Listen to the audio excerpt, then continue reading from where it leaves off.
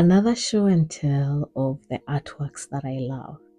This artwork, I love it as its own, but I love it because of its lore. Let me paint a picture. I hope I can tell this story with all the dramatics it deserves because what a time, what a time. So we will call this Company A. Company A put out an open call for artists to send in their work so that it's exhibited in their space. And I do that as a diligent artist.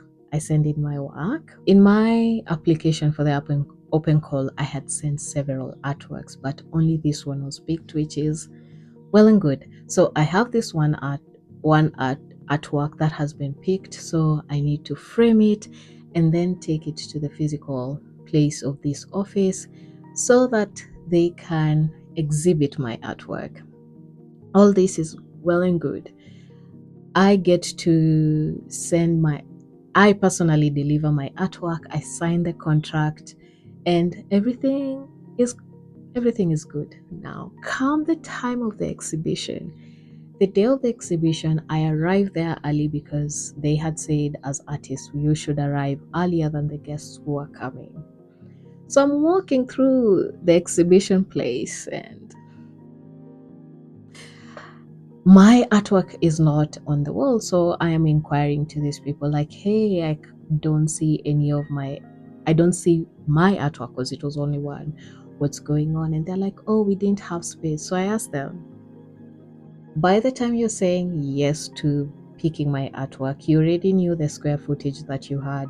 You already knew the number of artists and artwork you're going to showcase. And now, on the day of the opening night of the exhibition, my artwork hasn't been put up. You're like, oh, it's not a big deal. But to me, that was a big deal, and quite honestly, very disrespectful of my time, my resources, my everything. So anyway, I enjoy the opening night. I meet other artists. I meet other art collectors. But it was weird trying to tell someone that, oh, my work was here, but they didn't show. You see how that looks? Like I'm dumb, like I'm trying to lie. I've never forgiven this company. Anyway, so after that event, I'm over and done because the exhibition was going on for I think about 2 or 3 months, but I was done with. I didn't trust them that they will put up my artwork, so I just picked up my artwork a week or two later and I posted it on Twitter and I said, hey, this artwork is up for sale. At the time, I had not sold any artwork or at the amount at which I set on Twitter, but I was ready to part with that artwork so quickly because I because how do you tell me you want my artwork to showcase and then you don't?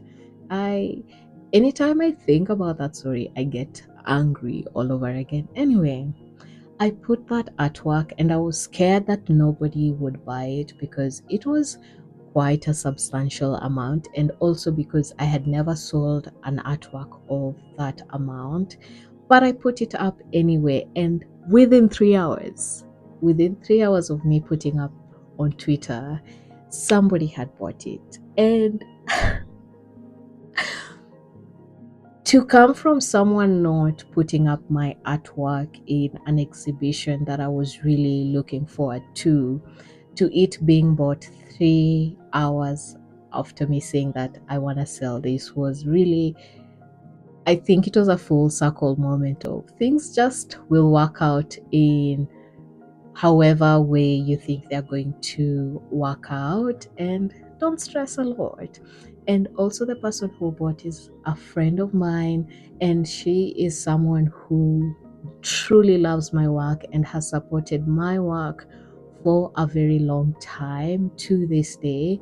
So I love that artwork went to someone who also knew me at a personal level. I don't think this person knows the law. The law of this story and how much I was so heartbroken with a system genuinely that does not value artists or artist time or artist resources, and they don't honor their end of a contract. But if I was the one, say, who did not honor my end of the contract, I feel like I would have had some repercussions. But because, you know, it's a company moment, so um, they get to do what they want to do. But anyway, I love this artwork. I love its lore, and it will forever be an artwork I think about. And I'm just one angry because no artist should have gone through what I went through, and I wasn't the only artist who got to experience this. Worst of all, years later, after my incident, artists are still experiencing this with that particular company. It's quite honestly disgusting and very disrespectful, but it is what it is. But I love I love an art piece with a lore. I feel like if you have a lore as an artist or your artwork has a lore, you're like truly an artist. That's my take.